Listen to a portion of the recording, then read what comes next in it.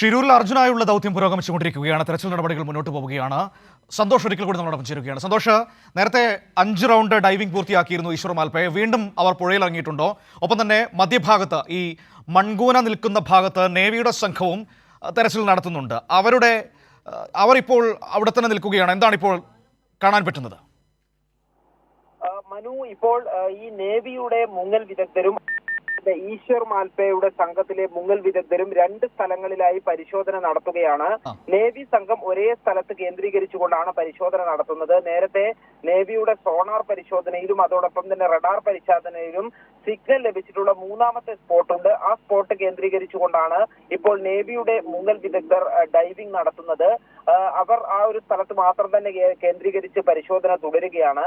അതേസമയം തന്നെ ഈശ്വർ മാൽപ്പയും ഒപ്പമുള്ള മാൽപ്പെ സംഘത്തിലെ മറ്റൊരു മുങ്ങൽ വിദഗ്ധനും ഈ അർജുന്റെ ട്രക്കിന്റെ ഈ ജാക്കി കണ്ടെത്തിയ ഭാഗം കേന്ദ്രീകരിച്ചുകൊണ്ട് ആ ഭാഗത്താണ് പരിശോധന നടത്തിക്കൊണ്ടിരിക്കുന്നത്.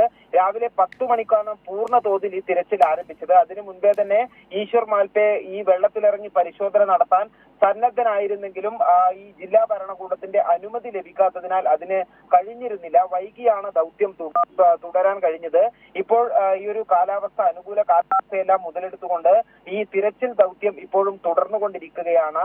ഈ തിരച്ചിലിന് നേതൃത്വം നൽകുന്നത് ഈശ്വർ മാൽപ്പയുടെ സംഘവും അതോടൊപ്പം തന്നെ നേവിയിലെ സംഘവുമാണ് മുങ്ങിയുള്ള പരിശോധന നടത്തുന്നത്. മറ്റ് സൗകര്യങ്ങളും സഹായങ്ങളും എല്ലാം തന്നെ ഒരുക്കുന്നതിനായി NDRFന്റെയും SDRFന്റെയും സംഘം കൂടി ഈ ഗംഗാവാലി നദിയിലുണ്ട്. 6 ബോട്ടുകളാണ് ഗംഗാവാലി നദിയിലുള്ളത്. 2 ബോട്ടുകൾ അത് നേവിയുടേതാണ്. 2 ബോട്ടുകൾ ഈ ഈശ്വർ മാൽപ്പെ സംഘത്തിന്റെ മത്സ്യബന്ധന ബോട്ടുകളാണ്. 2 ബോട്ടുകൾ SDRF സംഘത്തിന്റേതാണ്. ഇങ്ങനെ 6 ബോട്ടുകൾ ഇപ്പോഴും ഗംഗാവാലി നദിയിൽ ഉണ്ട്. ഈ ഈശ്വർ മാൽപ്പെ നടത്തിയിട്ടുള്ള ആദ്യ ഡൈവിംഗിൽ ഒരു വാഹനത്തിന്റെ ഭാഗം കണ്ടെത്തിയിരുന്നു, ഒരു ലോഹഭാഗം കണ്ടെത്തിയിരുന്നു. അത് ഈ അർജുന്റെ ലോറിയുടേതല്ല എന്നുള്ളത് ട്രക്കിന്റെ ഉടമ മനാഫ് സ്ഥിരീകരിച്ചിട്ടുണ്ട്. അതൊരു കണ്ടെയ്നർ ലോറിയുടെ ലോക്കാണ് എന്നുള്ളതാണ് സ്ഥിരീകരിച്ചിട്ടുള്ളത്. ഏതായാലും ഇപ്പോഴും തിരച്ചിൽ ഊർജിതമായി തന്നെ പുരോഗമിക്കുകയാണ്. ഈ ഉച്ചയ്ക്ക് ശേഷം ഗംഗാവാലിയിലെ ജലനിരപ്പ് ഉയരുന്ന പ്രതിഭാസമുണ്ട്. അതിനു മുൻപായി തിരച്ചിൽ പരമാവധി വേഗത കൈവരിക്കാനുള്ള ശ്രമമാണ് നടത്തുന്നത്. ഈ കാർവാർ MLA സതീഷ് കൃഷ്ണ സെയിൽ ഉൾപ്പെടെയുള്ളവർ ഇവിടെ ഉണ്ട്. അതോടൊപ്പം തന്നെ അർജുന്റെ ബന്ധുക്കളും ലോറി ഉടമ മനാഫ് ഉൾപ്പെടെയുള്ളവരും ഇവിടെയുണ്ട്. തിരച്ചിൽ ഇപ്പോഴും പുരോഗമിക്കുകയാണ്. മനു, കാലാവസ്ഥ ഇപ്പോൾ അനുകൂലമായ സാഹചര്യമാണോ? കാരണം ഞാനത് ചോദിക്കുന്നത്, ഇവിടെ ഓരോ സമയത്തും വേഗത്തിൽ കാലാവസ്ഥ മാറുന്നൊരു പ്രദേശം കൂടിയാണല്ലോ. നേരത്തെ സന്തോഷ് പറഞ്ഞിരുന്നു ഇപ്പോൾ താഴ്ഭാഗത്തേക്കാണ് പുഴയിൽ ഒഴുക്കുള്ളത്. പക്ഷേ കുറച്ച് കഴിയുമ്പോൾ അത് നേരെ തിരിച്ച് കടലിൽ നിന്ന് പുഴയിലേക്ക് വെള്ളം കയറും. അപ്പോൾ നേരെ തിരിച്ചാകും ഒഴുക്ക്. അത് ബുദ്ധിമുട്ടുണ്ടാകും. ഒപ്പം തന്നെ മഴ ഇടയ്ക്ക് ചാറും, പിന്നെ മാറി നിൽക്കും. അങ്ങനെയുള്ള അവസ്ഥകളൊക്കെയുള്ള പ്രദേശമാണ്. അപ്പോൾ കാലാവസ്ഥ ഇപ്പോൾ എങ്ങനെയുണ്ട്? തീർച്ചയായും മാറി മറിയുന്ന കാലാവസ്ഥയുള്ള ഒരു പ്രദേശം തന്നെയാണ് ഷിരൂർ ഉൾപ്പെടുന്ന ഈ ഒരു പ്രദേശം. നിലവിൽ ഇപ്പോൾ തെളിഞ്ഞ കാലാവസ്ഥയാണ്. മഴ പൂർണ്ണമായും മാറി നിൽക്കുകയാണ്. 1 മണിക്കൂർ മുമ്പ് നേരിയ ചാറ്റൽ മഴ ഉണ്ടായിരുന്നു. അതൊരു പക്ഷേ ഈ ഒരു ആശങ്ക സൃഷ്ടിച്ചിരുന്നു. എന്നാൽ പിന്നീട് മഴ മാറി.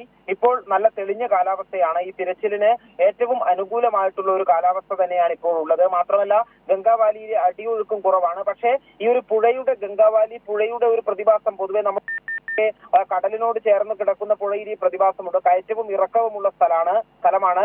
രാവിലെ മുതൽ ഉച്ചവരെ ഈ ഒഴുക്ക് ഡൗൺ സ്ട്രീമിലേക്കായിരിക്കും. പരമാവധി ജലനിരപ്പ് കുറഞ്ഞു നിൽക്കുന്ന ഒരു സമയമായിരിക്കും ആ സമയം. അത് ഉച്ചയോടടുക്കുന്നതോടുകൂടി മുകളിലേക്ക് ഈ കടലിൽ നിന്നും ഈ ഒരു വെള്ളത്തിന്റെ കയറ്റം ഉണ്ടാവുകയും ജലനിരപ്പ് ഉയരുകയും ചെയ്യും. അതാണ് ഉച്ചയ്ക്ക് ശേഷം ജലനിരപ്പ് ഉയരാനുള്ള ഒരു കാരണം. ഇപ്പോൾ ജലനിരപ്പ് ഉയർന്നുകൊണ്ടിരിക്കുന്ന ഒരു സ്ഥിതിയുണ്ട്. പക്ഷെ അതും ഈ ഒരു തിരച്ചിലിന് തടസ്സമാവുകയില്ല. കാരണം അത് അടിയൊഴുക്കിനെ ബാധിക്കുന്ന പ്രശ്നമല്ല. നേരിയ തോതിൽ ജലനിരപ്പ് ഉയരുന്നത് കൊണ്ടും തിരച്ചിലിനെ പ്രതികൂലമായി ബാധിക്കില്ല. പക്ഷേ മഴ പെയ്തു കഴിഞ്ഞാൽ ഇവിടെയുള്ള തെളിഞ്ഞ ഒഴുകുന്ന ഗംഗാവാലി നദി പിന്നീട് കലങ്ങി മറിഞ്ഞു ഒഴുകാൻ തുടങ്ങും. അത് വിസിബിലിറ്റിയെ ബാധിക്കുന്നത് കൊണ്ട് തിരച്ചിലിന് തടസ്സമുണ്ടാക്കാൻ സാധ്യതയുണ്ട്. പക്ഷേ നിലവിൽ അനുകൂലമായ കാലാവസ്ഥയിൽ തെളിഞ്ഞ അന്തരീക്ഷത്തിൽ തന്നെയാണ് ഈശ്വർ മാൽപ്പയും സംഘവും അതോടൊപ്പം തന്നെ നേവിയുടെ സംഘവും ഗംഗാവാലിയുടെ ആഴങ്ങളിൽ മുങ്ങിയുള്ള പരിശോധന നടത്തുന്നത്. മനു, ശരി സന്തോഷാണ് ഷിരൂരിൽ നിന്ന് ഈ വിവരങ്ങൾ നൽകിയത്.